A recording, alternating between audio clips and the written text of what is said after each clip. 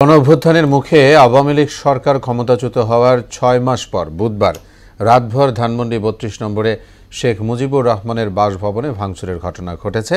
এছাড়া দেশের বিভিন্ন জায়গায় বঙ্গবন্ধুর মিউরাল ও আওয়ামী লীগ নেতার বাড়িঘর ভাঙচুর করা হয়েছে। প্রতিনিধিদের সহায়তায় আরও জানাচ্ছেন তাহসিন তারিন। ধানমন্ডি ৩২ নম্বরে যখন বিক্ষুব্ধ ছাত্র জনতা শেখ মুজিবের বাড়ি ভাঙার কাজে ব্যস্ত, তখন খুলনার শেরেবাংলা রোডের শেখ বাড়ির ৩তলা ভবনটি বুলডোজার দিয়ে ভেঙে দেওয়া হয়।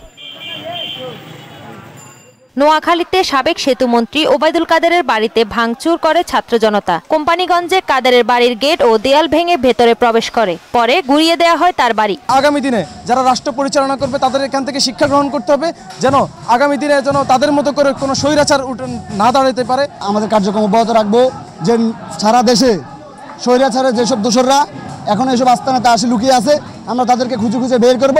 বিগত 16 বছর পুরো বাংলাদেশের মানুষের উপরে নির্মম অত্যাচার করেছেন, এমনকি তারা পুলিশ এবং তাদের দলীয় নেতাকর্মীদের মাধ্যমে তাদের ভিন্ন মতে যারাই ছিল প্রত্যেকের উপরে দমন নিপীড়ন চালিয়েছে। ভোলায়ও হামলা ও ভাঙচুর চালানো হয় সাবেক বাণিজ্য মন্ত্রী ও আওয়ামী লীগের সাবেক উপদেষ্টা মণ্ডলীর সদস্য তোফায়েল আহমেদের বাসভবনে। রংপুরে বেগম রোকেয়া বিশ্ববিদ্যালয় ক্যাম্পাস ও জিলা স্কুল মোড়ে বঙ্গবন্ধু শেখ মুজিবুর রহমানের মুরাল বুলডোজার দিয়ে গুড়িয়ে দেওয়া হয়। এই সময় বিভিন্ন স্লোগান দেয় বৈষম্য বিরোধীরা। কুষ্টিয়ায় আওয়ামী লীগের যুগ্ম সাধারণ সম্পাদক মাহবুব উল আলম হানিফ সহ 4 আওয়ামী লীগ নেতার বাড়িতে ভাঙচুর চালায় বৈষম্য বিরোধী ছাত্র জনতা। এদিকে রাজশাহী বিশ্ববিদ্যালয়ের আবাসিক হল ও একাডেমিক ভবন সহ ক্যাম্পাসের বিভিন্ন স্থাপনায় ভাঙচুর চালায় ছাত্র জনতা। এই সময় বিক্ষোভ মিছিল করে তারা।